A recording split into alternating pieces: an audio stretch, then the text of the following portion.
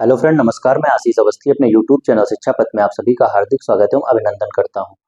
आज की क्लास में जो राष्ट्रपति से संबंधित जो भी फैक्ट भी बचे हुए हैं उस उनको लेकर और साथ ही साथ भारत के राष्ट्रपतियों से संबंधित उनके व्यक्तिगत कारणों की वजह से जो भी प्रश्न उससे संबंधित पूछे जाते हैं उनकी चर्चा करने के लिए मैं आपके समक्ष उपस्थित हुआ हूं। इसी क्रम में आज मैं उपराष्ट्रपति का टॉपिक, जो कि काफी छोटा टॉपिक है और आपकी परीक्षा में उससे सीमित सवाल बनते हैं, तो जो भी आपके लिए महत्वपूर्ण है उपराष्ट्रपति के चैप्टर में, उसके संबंध में भी मैं आज आपसे चर्चा करूंगा। तो आज हम सबसे पहले बात करेंगे कि राष्ट्रपति में क्या फैक्ट बचे हुए हैं। जैसा कि पिछली क्लासों में राष्ट्रपति के संबंध में जो भी क्वेश्चन आपकी परीक्षा में बन सकते हैं और जहां से प्रश्न उठते थे उन सबके संबंध में मैंने विस्तृत आपसे चर्चा की थी। जैसा कि अगर मैं आपको याद दिलाना चाहूँ तो मैंने आपको विभिन्न अनुच्छेदों के संबंध में जब चर्चा की थी, आज मैं पुनः एक बार उन अनुच्छेदों को आपको रिकॉल कराता हूँ। सबसे पहले हमने पढ़ा था अनुच्छेद 52 के तहत राष्ट्रपति के पद संबंधी प्रावधान, राष्ट्रपति के पद संबंधी प्रावधान अनुच्छेद 52 में किया गया था। उसके बाद अनुच्छेद 53 में ये कहा गया था कि कार्यपालिका संबंधी सभी शक्तियां राष्ट्रपति में निहित होंगी। अनुच्छेद 53 में ये बात कही गई थी, कार्यपालिका संबंधी सभी शक्तियां राष्ट्रपति में निहित होंगी। इसी क्रम में मैंने यहाँ पे एक आपको एडिशनल फैक्ट बताया था कि तीनों सेनाओं का सर्वोच्च कमांडर राष्ट्रपति होगा। इसी क्रम में अनुच्छेद 54 में मैंने आपको राष्ट्रपति के निर्वाचन मंडल के संबंध में बताया था, जिसमें मैंने आपको बताया था कि लोकसभा व राज्यसभा व सभी राज्यों की विधानसभाओं के निर्वाचित सदस्य राष्ट्रपति के निर्वाचन मंडल में शामिल होते हैं। इसी क्रम में अनुच्छेद 55 की अगर बात करें तो अनुच्छेद 55 में मैंने आपको राष्ट्रपति के निर्वाचन की विधि, निर्वाचन के तरीके को बताया था, जिसमें मैंने आपको बताया था कि राष्ट्रपति के निर्वाचन में एकल संक्रमणी मत पद्धति का प्रयोग किया जाता है। इसी क्रम में अगर बात हम अनुच्छेद 56 की करें तो उसमें मैंने आपको राष्ट्रपति के कार्यकाल संबंधी प्रावधान बताए थे। अनुच्छेद 57 में राष्ट्रपति के पुनर्निर्वाचन संबंधी बातें बताई थी। अनुच्छेद 58 में राष्ट्रपति की योग्यता की बात की थी। अनुच्छेद 59 के तहत राष्ट्रपति पद की शर्तों की बात की थी। जबकि बात अगर हम अनुच्छेद 60 की करें तो उसमें राष्ट्रपति के शपथ संबंधी प्रावधानों के विषय में मैंने आपसे चर्चा की थी। इसी क्रम में अनुच्छेद 61 के तहत मैंने आपको बताया था राष्ट्रपति पे महाभियोग की प्रक्रिया। तो जो भी महत्वपूर्ण अनुच्छेद थे मैंने आपको एक बार रिकॉल भी करा दिया है और पिछली क्लासों में राष्ट्रपति से संबंधित जो भी प्रश्न बन सकते थे उसके संबंध में मैंने विस्तृत आपसे चर्चा की थी। तो उसी क्रम में जो कुछ चीजें आज छूट रही थी, अभी तक की क्लासों में छूटी थी, उसके संबंध में चर्चा करूंगा। तो सबसे पहले मैंने लिखा है राष्ट्रपति पद की रिक्तता। कहने का मतलब ये है किन परिस्थितियों में राष्ट्रपति का पद खाली हो जाता है, उसके संबंध में क्या है, कार्यकाल समाप्त होने पर। यदि वर्तमान राष्ट्रपति का कार्यकाल समाप्त हो रहा है तो उसके पद की रिक्तता की स्थिति बनती है। लेकिन यहाँ पे जानने योग्य बात ये होगी कि राष्ट्रपति का पद समाप्त होने से पूर्व ही राष्ट्रपति के चुनाव करा लिए जाते हैं और जो वर्तमान का राष्ट्रपति है उसके पद छोड़ने से पहले ही इसका चुनाव का पूरा प्रोसीजर पूरा हो जाता है और नया राष्ट्रपति निर्वाचित हो जाता है।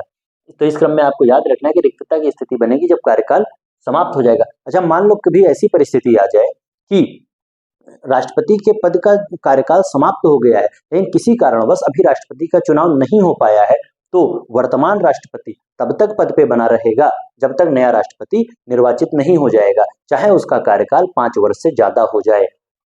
दूसरे में है त्याग पत्र देने की स्थिति में भी राष्ट्रपति पद की रिक्तता हो जाती है। तो त्याग पत्र देने की स्थिति में क्या होता है कि जब किसी राष्ट्रपति ने अपना, पहली चीज तो त्याग पत्र देता किसको है, उपराष्ट्रपति को। उपराष्ट्रपति उसकी सूचना लोकसभा अध्यक्ष को देता है और जब उसने अपना त्याग पत्र दे दिया तो उपराष्ट्रपति राष्ट्रपति के रूप में, कार्यवाहक राष्ट्रपति के रूप में कार्य करने लगता है और जिस दिन राष्ट्रपति ने त्याग पत्र दिया है उस दिन से 6 माह के भीतर पुनः राष्ट्रपति का चुनाव करा के नया राष्ट्रपति निर्वाचित कर दिया जाएगा।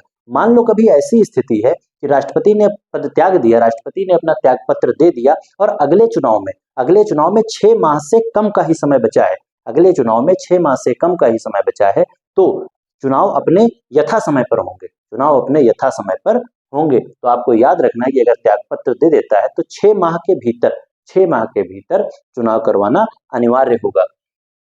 इसी क्रम में याद रखना कि महाभियोग द्वारा पद से हटाने पर राष्ट्रपति की रिक्तता तब भी बन जाएगी जब महाभियोग द्वारा उसको पद से हटा दिया जाए। मैंने आपको बताया था महाभियोग के संबंध में, मैंने आपको पूरी प्रक्रिया अनुच्छेद 61 के तहत बताई थी कि महाभियोग किसी भी सदन में लाया जा सकता है और जिस भी सदन में लाया जाएगा उसके 1/4 सदस्य महाभियोग का प्रस्ताव लाएंगे और 14 दिन पूर्व इसकी सूचना राष्ट्रपति को देनी होगी। फिर जिस सदन में वह लाया जाएगा उस सदन के 2/3 बहुमत से पास करने के बाद 2/3 बहुमत से पास करने के बाद दूसरे सदन में जाता है और वहां भी अगर वह 2/3 बहुमत से पास हो गया तो राष्ट्रपति पे महाभियोग की प्रक्रिया पूरी हो जाएगी और राष्ट्रपति को अपना पद छोड़ना पड़ेगा।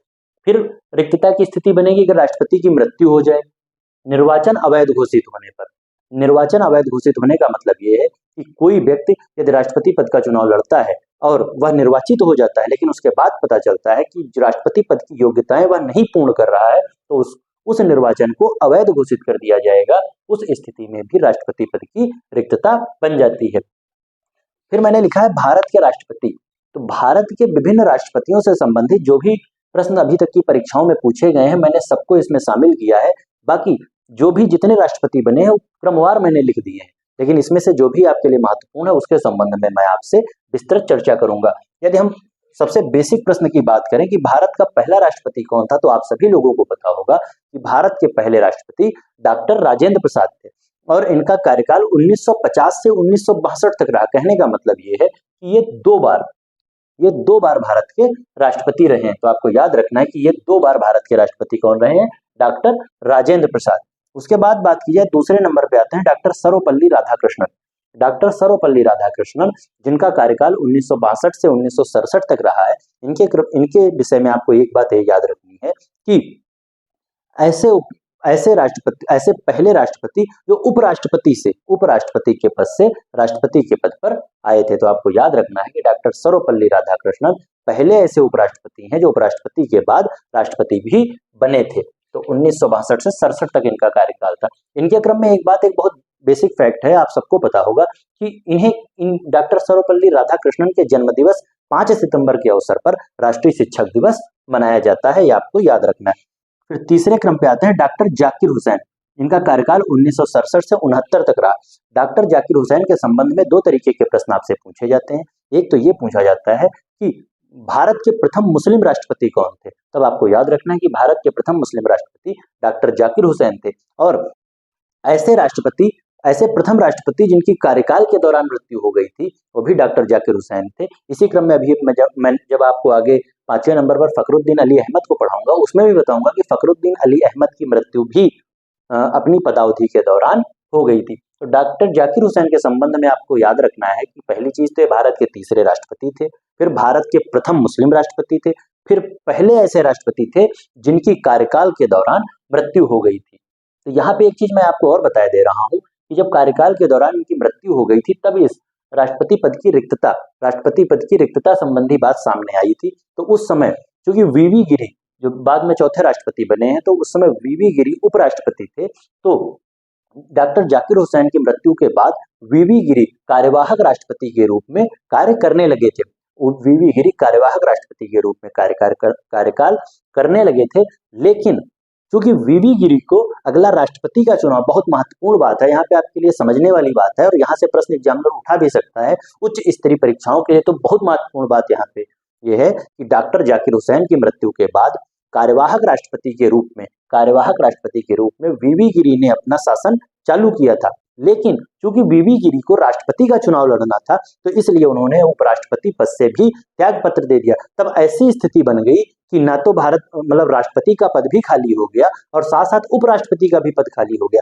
तो उस समय क्या प्रावधान किया गया, आपको याद रखना है कि उस समय मोहम्मद हिदायतुल्लाह जो कि उस समय भारतीय उच्चतम न्यायालय के मुख्य न्यायाधीश थे, भारत के मुख्य न्यायाधीश मोहम्मद हिदायतुल्लाह थे, उनको कार्यवाहक राष्ट्रपति बनने का मौका मिला था। तो इससे एक चीज ये स्पष्ट हो गई कि यदि राष्ट्रपति का पद खाली हो जाएगा तो उसके रूप में कार्यवाहक के रूप में कार्य उपराष्ट्रपति करेगा। लेकिन कभी अगर ऐसी स्थिति बन जाती है कि दोनों के पद रिक्त हो जाते हैं, राष्ट्रपति व उपराष्ट्रपति दोनों के पद रिक्त हैं, तो भारत का मुख्य न्यायाधीश चीफ जस्टिस ऑफ इंडिया राष्ट्रपति के रूप में, कार्यवाहक राष्ट्रपति के रूप में कार्य करेगा। तो आपको यहाँ पे याद ये रखना है, फिर मैं एक बार आपको बता रहा हूँ कि डॉक्टर जाकिर हुसैन की मृत्यु के बाद वीवी गिरी कार्यवाहक राष्ट्रपति बनते हैं, लेकिन उनको चूंकि आगे राष्ट्रपति का चुनाव लड़ना था, अगला चुनाव लड़ना था, इसलिए उन्होंने उपराष्ट्रपति पद से त्याग पत्र दे दिया। तब स्थिति ऐसी बन गई कि राष्ट्रपति व उपराष्ट्रपति दोनों का पद खाली हो गया।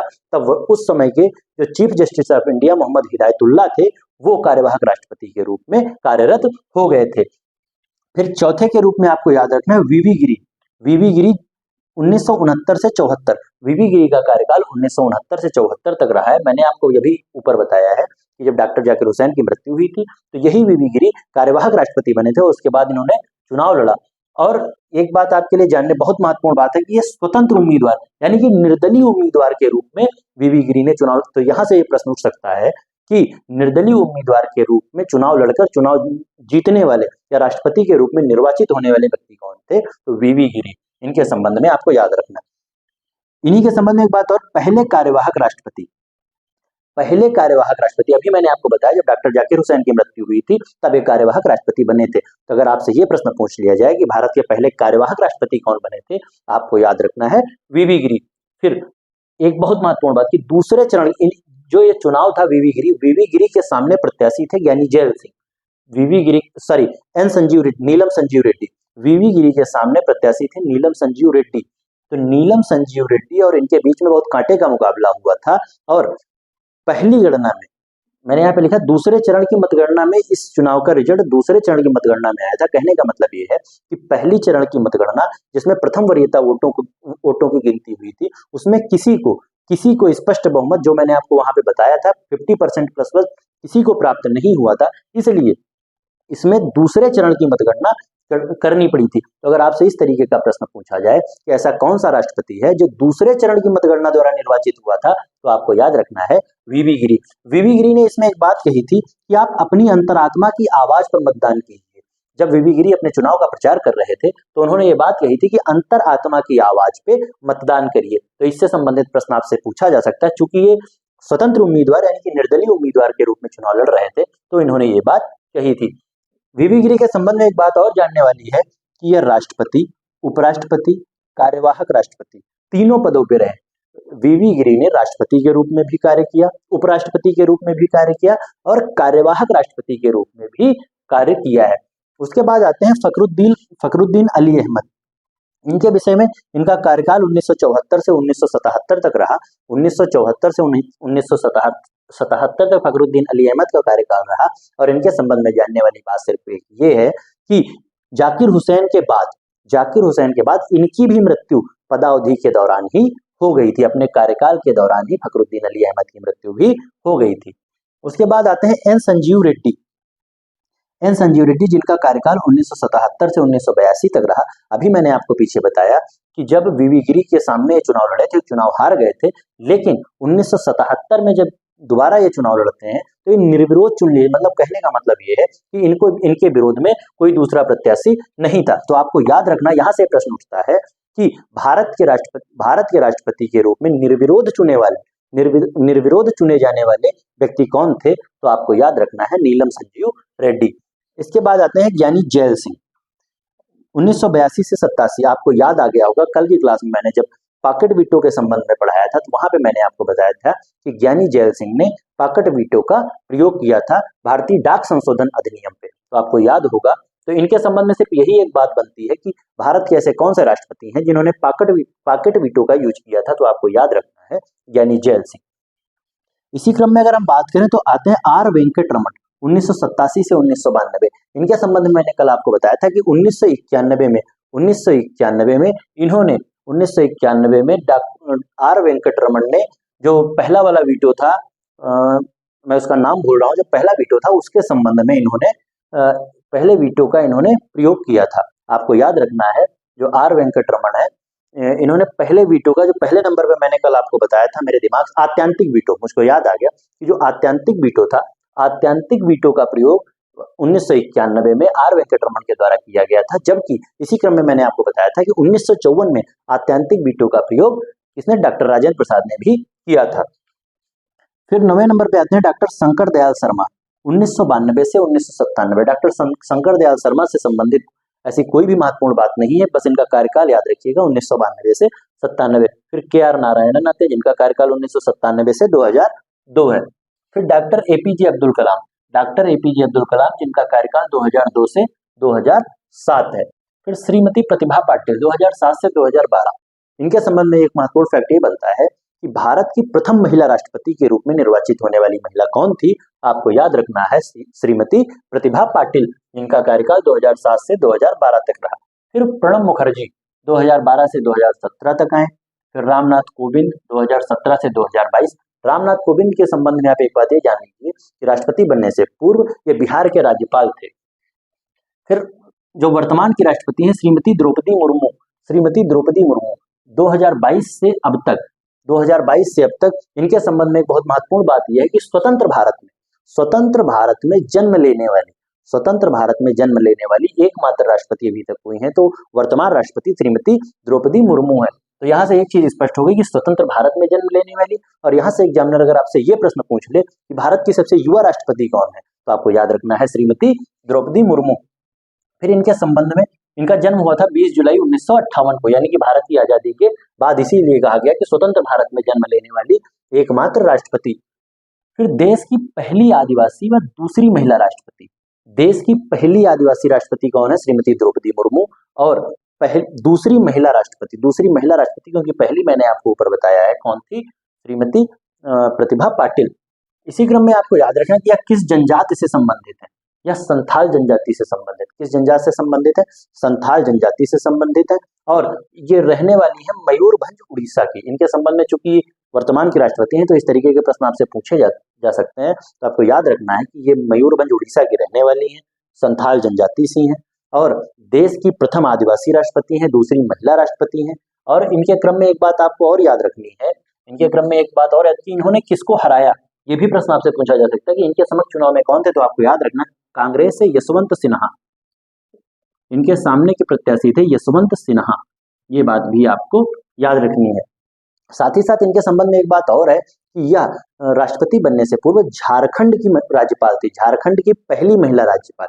हाँ, इनके संबंध में याद रखिएगा कि ये झारखंड की पहली महिला राज्यपाल भी कौन थी, द्रौपदी मुर्मू, और इनके सामने चुनाव लड़ रहे थे यशवंत सिन्हा जो कि कांग्रेस से लड़ रहे थे।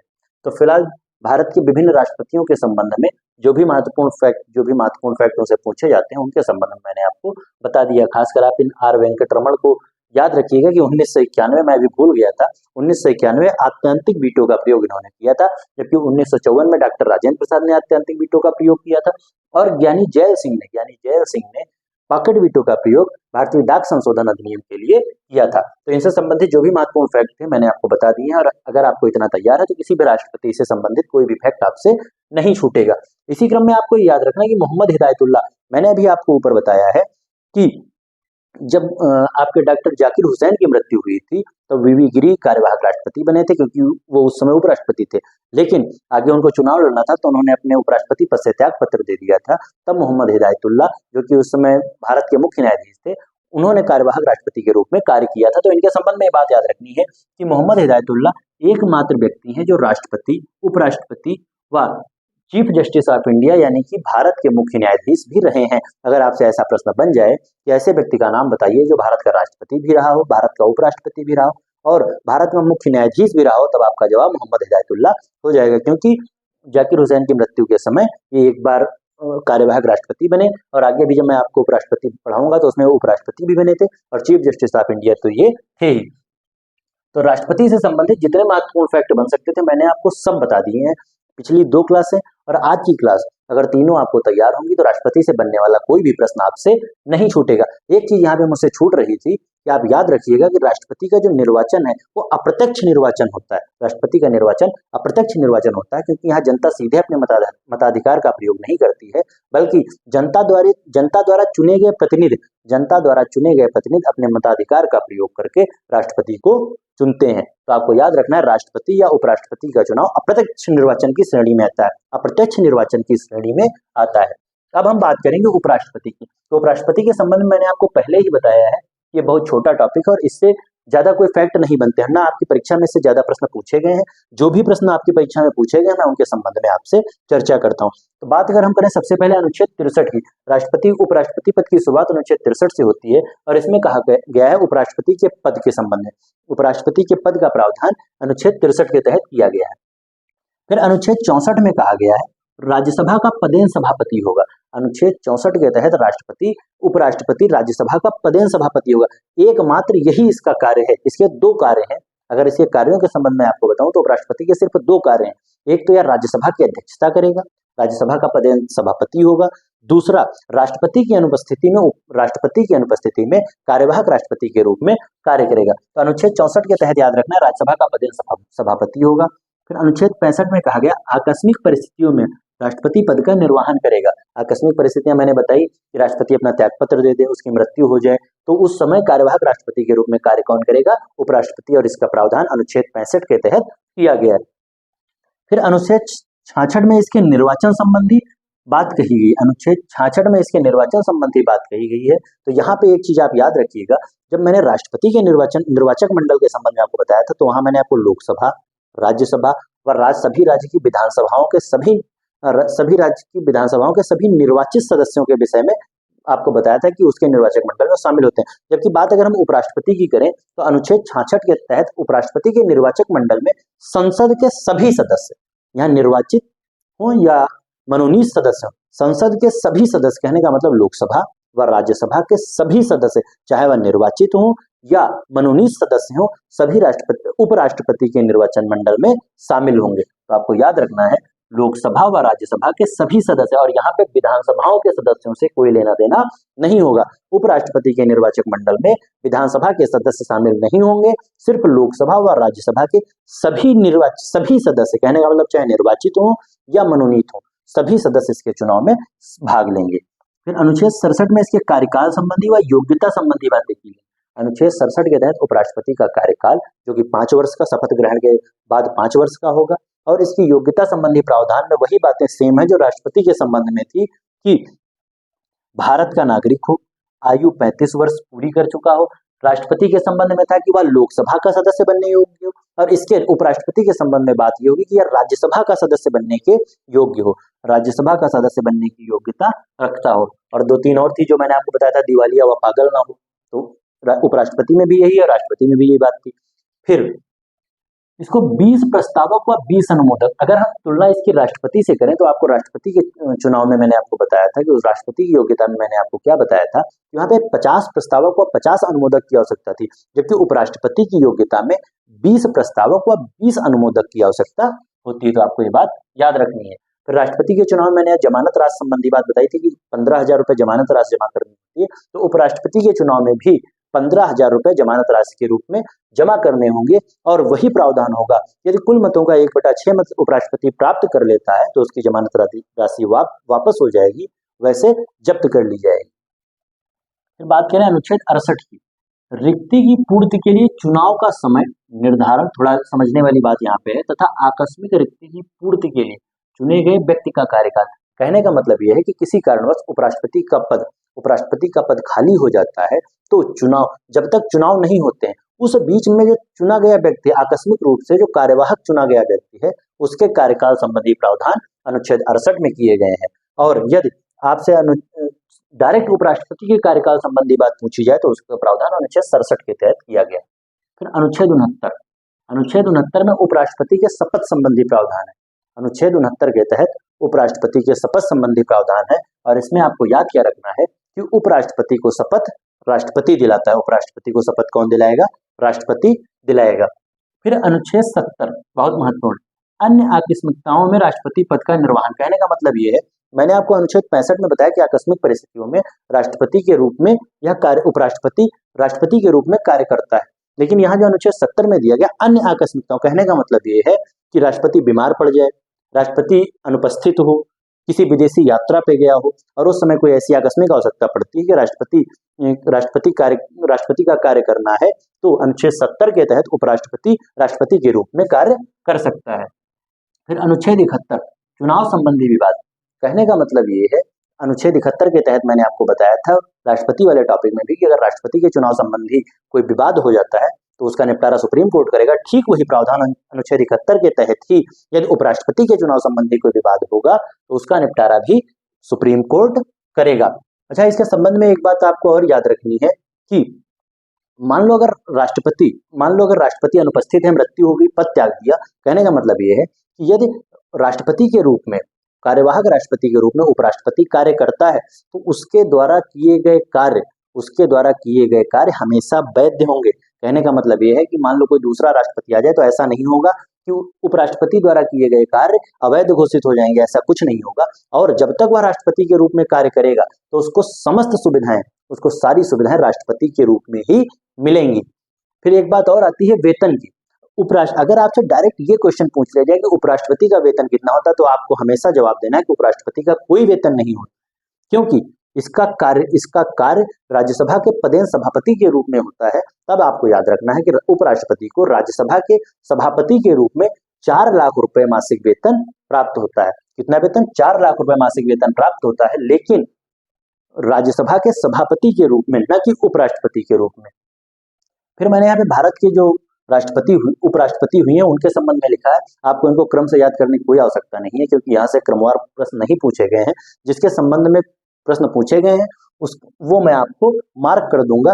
बाकी मैंने क्रम से लिख दिया, अगर आप एक बार पढ़ना चाहिएगा तो आप पढ़ सकते हैं। जैसे पहले डॉक्टर सर्वपल्ली राधाकृष्णन, पहले उपराष्ट्रपति कौन थे? डॉक्टर सर्वपल्ली राधाकृष्णन। और इनके विषय में ये भी याद रखना है, डॉक्टर सर्वपल्ली राधाकृष्णन 2 बार के लिए उपराष्ट्रपति बने। और डॉक्टर आपके जो ये थे यहाँ अभी मोहम्मद हामिद अंसारी, डॉक्टर जाकिर हुसैन तो खैर राष्ट्रपति में थे, जो मोहम्मद हामिद अंसारी थे, मोहम्मद हामिद अंसारी व डॉक्टर सर्वपल्ली राधाकृष्णन 2 ऐसे व्यक्ति हैं जिनका कार्यकाल 2 बार, यानी कि 2 बार ये राष्ट्रपति निर्वाचित हुए थे। तो डॉक्टर सर्वपल्ली राधाकृष्णन जो कि 1952 से 1962 तक रहे, ये 2 बार राष्ट्रपति रहे। फिर दूसरे नंबर पे उपराष्ट्रपति आते हैं डॉक्टर जाकिर हुसैन। डॉक्टर जाकिर हुसैन 1962 से 1967 तक राष्ट्रपति रहे। फिर वीवी गिरी 1967 से 69 तक रहे, क्योंकि 69 में इन्होंने चुनाव लड़के राष्ट्रपति बन गए थे। उसके बाद आते हैं चौथे नंबर पर जीएस पाठक 1969 से 1974 तक। फिर 5वें नंबर पे आपके आते हैं वीडी जत्ती 1974 से 79 तक। फिर मोहम्मद हिदायतुल्लाह, मैंने यहाँ आपको भी बताया था कि मोहम्मद हिदायतुल्लाह एकमात्र ऐसे व्यक्ति थे जो राष्ट्रपति, उपराष्ट्रपति व चीफ जस्टिस ऑफ इंडिया तीनों पदों को इन्होंने धारण किया था। फिर आते हैं आर वेंकटरमन 1984 से 87। फिर डॉक्टर शंकर दयाल शर्मा 1987 से 92 तक रहे। के नारायणन 1992 से 97 तक। 10वें नंबर पे कृष्णकांत आते हैं 1997 से 2002 तक।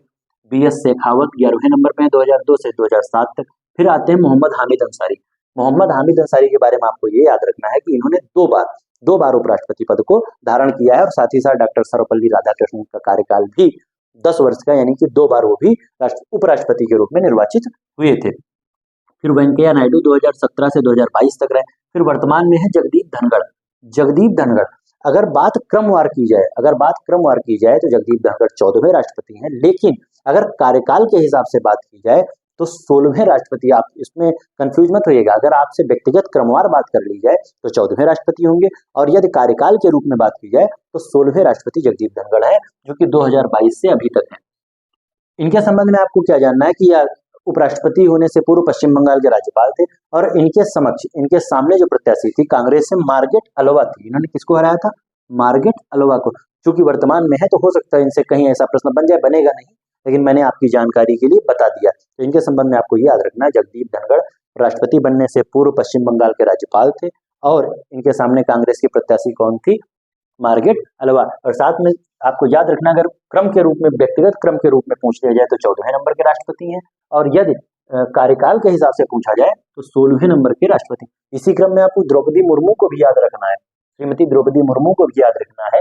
यदि क्रमवार पूछा जाए तो 15वें नंबर के राष्ट्रपति हैं, और यदि कार्यकाल के हिसाब से पूछ लिया जाए तो 16वें नंबर के राष्ट्रपति हैं, क्योंकि डॉक्टर राजेंद्र प्रसाद 2 बार निर्वाचित हुए थे। तो फिलहाल राष्ट्रपति, उपराष्ट्रपति और जो भी इनसे संबंधित फैक्ट आपकी परीक्षा के लिए जरूरी थे, मैंने आपको सभी बता दिए हैं। अब इससे बनने वाला कोई प्रश्न मेरे हिसाब से आपसे नहीं छूटेगा।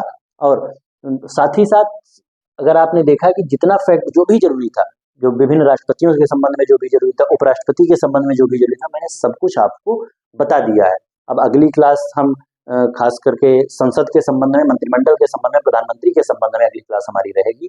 तो आज की क्लास को मैं यहीं पे समाप्त करूंगा, और मेरी जो दूसरी श्रृंखला 160 वीडियोस के रूप में संविधान संशोधन की चल रही है, वहाँ पे जाके आप संविधान संशोधन देख सकते हैं और बहुत आसानी से एक एक दो दो करके मैं उनको याद करवा रहा हूँ, आप बहुत आसानी से याद कर पाएंगे। इसी के साथ मैं अपनी क्लास को यहीं पे समाप्त करूंगा। अगर आपको मेरा वीडियो पसंद आए तो उसको लाइक कीजिए, शेयर कीजिए और मेरे चैनल शिक्षा पथ को सब्सक्राइब कीजिए। बहुत बहुत धन्यवाद। नमस्कार।